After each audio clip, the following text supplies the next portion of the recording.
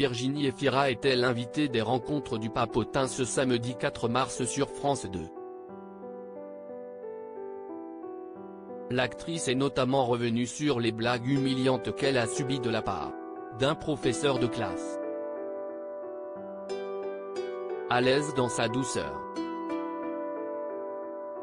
Virginie Efira, fraîchement césarisée pour son rôle dans Revoir Paris, était l'invitée des rencontres du Papotin diffusées ce samedi 4 mars 2023 sur France 2. Solaire, comme à son habitude, l'actrice, comme Emmanuel Macron avant elle, s'est prêtée au jeu des questions-réponses imposées par l'extraordinaire rédaction du Papotin.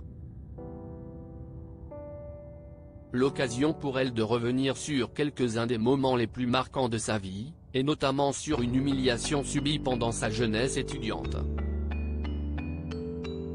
Les rencontres du Papotin, Virginie Efira moquée par un professeur à l'école toujours aussi naturel qu'à ses débuts dans Nouvelle Star, Virginie Efira n'a éludé aucune question posée par les journalistes.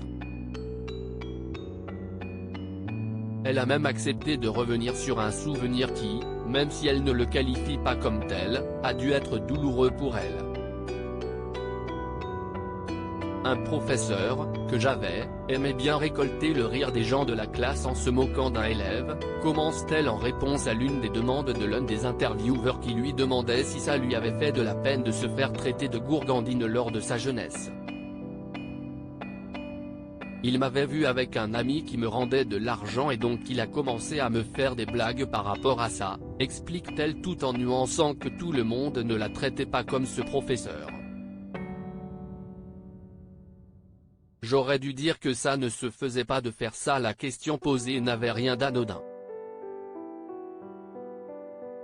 Le journaliste, qui avait bien travaillé son sujet, faisait référence à une interview que Virginie Efira avait accordée en 2021 dans les colonnes de Vanity Fair. Je me souviens d'un professeur de maths qui plaisantait en me disant « C'est combien, Virginie ?» avait-elle raconté. Dans l'émission de la 2, celle qui donne la réplique à Benoît Magimel dans le film qui l'a sacrée meilleure actrice au César 2023, se montre philosophe. Ce qu'il a fait était d'une très grande bêtise. Mais je me suis interrogé sur moi. Je me suis demandé comment ça se fait, alors que quelqu'un me fait quelque chose d'assez humiliant, pas très juste, gentil ni intelligent, pourquoi j'ai ri ? À ce moment-là, j'ai rigolé avec les autres comme une imbécile alors que j'aurais dû dire que ça ne se faisait pas de faire ça. Puis, comme pour faire passer un message, elle conclut, sur notre trajet, des gens qui ne vont pas dire des choses très sympathiques, ça serait bien de leur dire que ce n'est pas très intelligent.